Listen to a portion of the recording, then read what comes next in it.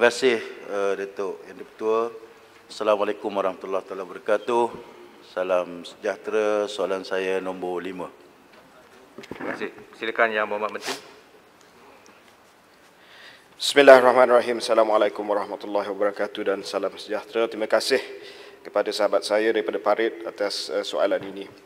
Tuan Yang di-Pertua, dalam usaha membantu pembangunan vaksin COVID-19, Kementerian Sains, Teknologi dan Inovasi MOSTI telah memulakan langkah dengan menjalinkan sains diplomasi dan kolaborasi strategik bersama negara-negara yang berupaya menghasilkan vaksin.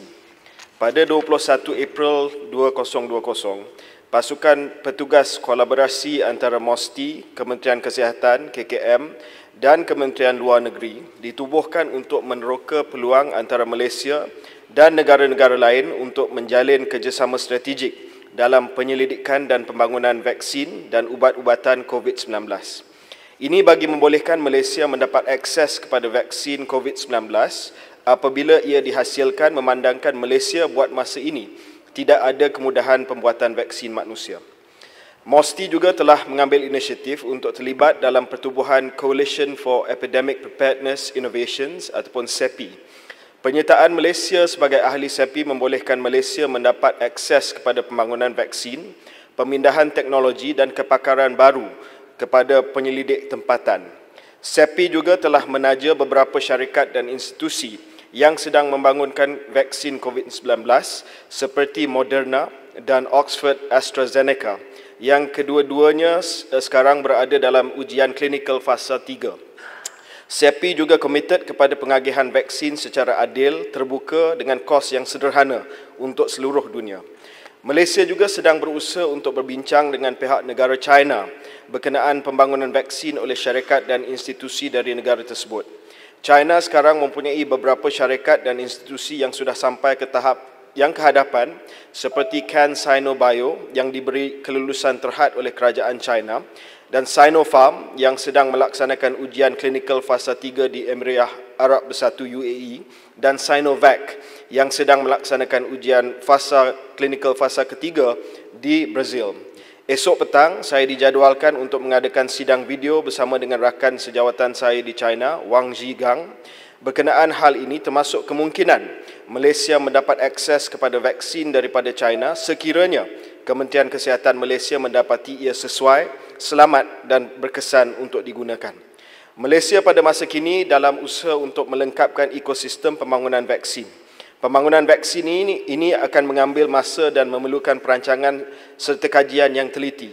Mesyuarat Majlis Sains Negara yang dipengerusikan oleh Perdana Menteri pada 14 Julai tahun 2020 telah setuju MOSTI dan Kementerian Kesihatan Malaysia menyediakan roadmap pembangunan vaksin negara untuk negara kita mempunyai kemampuan untuk menghasilkan vaksin manusia dalam jangka masa sederhana sekaligus mempunyai keselamatan dan kemandirian vaksin, vaccine security and self-reliance tanpa bergantung sepenuhnya kepada import seperti mana yang berlaku sekarang.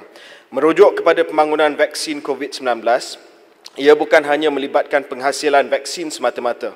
Ianya bermula dengan memahami bahan genetik virus SARS-CoV-2 itu sendiri. Maklumat genom ini digunakan untuk membangunkan vaksin. Malaysia melalui Malaysian Genomic Institute, Makmal Kesihatan Awam Kebangsaan, Institut Pendidikan Perubatan IMR dan Universiti Malaya telah berjaya menjujuk genom dari 20 sampel virus yang dipencil daripada pesakit di negara kita dan maklumat tersebut dihantar ke GIS-8 iaitu Global Initiative on Sharing All Influenza Data yang diguna oleh saintis di seluruh dunia untuk membangunkan vaksin.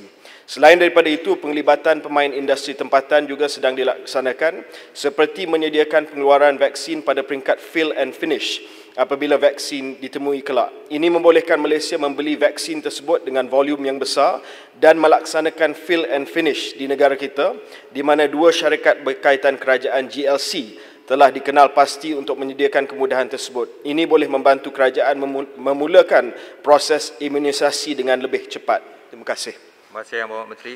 Persilakan Yang Berhormat Datuk Wira Haji Amiruddin untuk soalan tambahan pertama. Oh, tunggu dulu.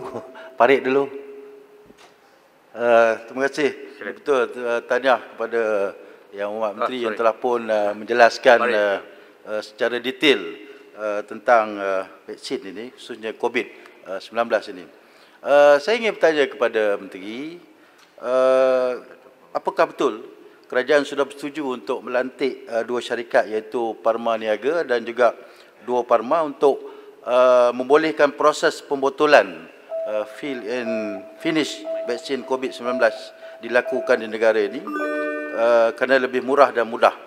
Dan apakah kriteria pemilihan dua syarikat ini sebagai syarikat fill and finish apabila ditemui kelak, dan mengapakah pemilihan syarikat bagi tujuan ini tidak dibuat secara tender terbuka, dan adakah Malaysia pernah ditawarkan atau menawarkan diri melaksanakan percubaan ke atas manusia bagi vaksin COVID-19 yang sedang dihasilkan oleh negara luar, dan apakah faktor yang diambil kira dalam perkara ini, dan bagaimana kerajaan boleh memastikan pendekatan diplomasi sains yang telah digerakkan benar-benar mampu meletakkan negara kita dalam kedudukan terbaik, khususnya untuk mendapatkan akses terawal kepada vaksin yang akan dihasilkan. Terima kasih. Terima kasih Yang Berhormat Datuk Muhammad Nizam. Maaf saya tersalah panggil orang tadi. Silakan Yang Berhormat Menteri. Terima kasih Yang di-Pertua dan terima kasih kepada Yang Berhormat Parit.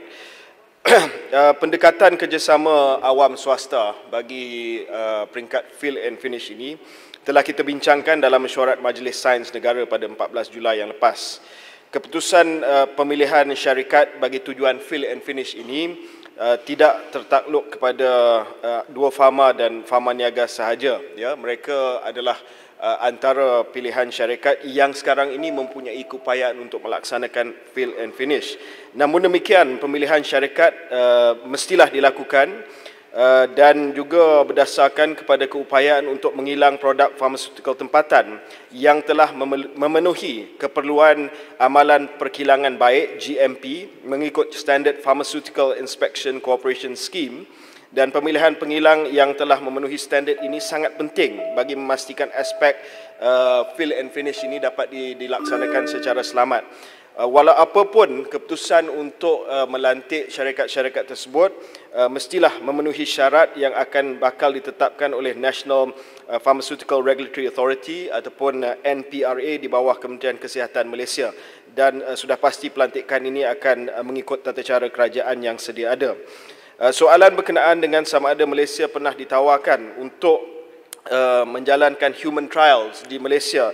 Ya, memang betul Malaysia pernah menawarkan diri kepada negara luar seperti China bagi kajian klinikal vaksin COVID-19.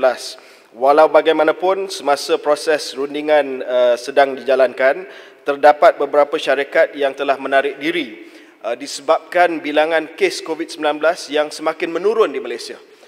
Untuk kita menjalankan clinical trials, kita memerlukan bilangan kes yang banyak. Sebab itulah syarikat-syarikat China membuat clinical trials mereka di negara seperti UAE dan Brazil, di mana didapati ada puluhan ribu kes COVID-19.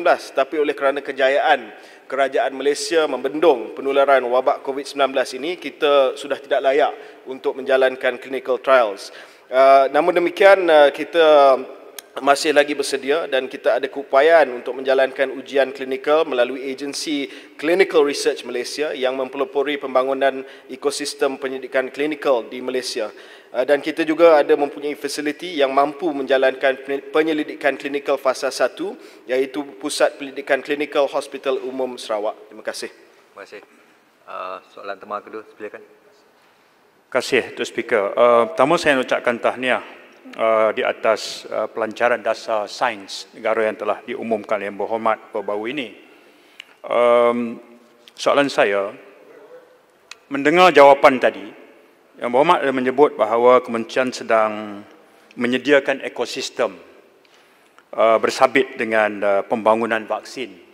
Seingat saya Yang Berhormat, seawal 15 tahun dahulu, negara telah pun memulakan langkah yang betul dengan mengadakan dasar biotek negara yang memberikan sasaran pembangunan produk biotek kesihatan termasuk R&D dan pembangunan vaksin dengan menggunakan kepakaran saintis Malaysia. Hasilnya, pelbagai institusi ditubuhkan di antara 2003 hingga 2006.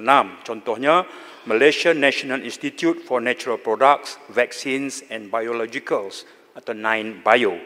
Dah 15 tahun. Apakah sehingga tempoh itu belum menampakkan sebarang hasil dalam pembangunan vaksin sehingga kita terpaksa merangka satu ekosistem baru? Terima kasih Yang Berhormat. Silakan Yang Berhormat Menteri. Terima kasih kepada Ahli Yang Berhormat. Untuk makluman Ahli Yang Berhormat, sejak 2006, MOSTI dan Kementerian Pengajian Tinggi telah membiayai 55 projek pembangunan vaksin yang melibatkan 16 institusi tempatan. Daripada projek-projek tersebut yang masih lagi ongoing development untuk vaksin manusia 5, satu sahaja yang sudah sampai tahap preclinical iaitu untuk kolera, manakala 19 vaksin haiwan telah pun dibangunkan. Jadi sekarang ini kita lebih berjaya dari segi pengkomersialan untuk vaksin haiwan berbanding dengan vaksin manusia. Didapati dalam kajian yang telah pun kita buat beberapa kelemahan yang telah pun kita kenal pasti dalam model pembangunan vaksin yang telah dilaksanakan dahulu, termasuklah penubuhan 9Bio yang tidak berjaya akhirnya di bawah Kementerian Kesihatan Malaysia. Oleh demikian, satu roadmap hala tuju baru sedang dibangunkan supaya kita dapat melihat kepada pembangunan vaksin ini dengan pendekatan yang berbeza, dengan pendekatan yang lebih fokus kepada beberapa virus saja tanpa kita cuba buat terlalu banyak penyelidikan yang seperti mana berlaku sekarang ini, dan untuk kita melihat kepada pembiayaan R&D yang lebih tersusun dan juga yang lebih targeted kepada virus-virus yang akan kita kenal pasti. Dan kita akan melihat kepada the entire ecosystem daripada basic research, preclinical, clinical trials sampailah kepada pengkomersialan untuk memastikan bahawa segala kelemahan yang lepas dapat kita perbetulkan dan atasi. Terima kasih Yang Berhormat.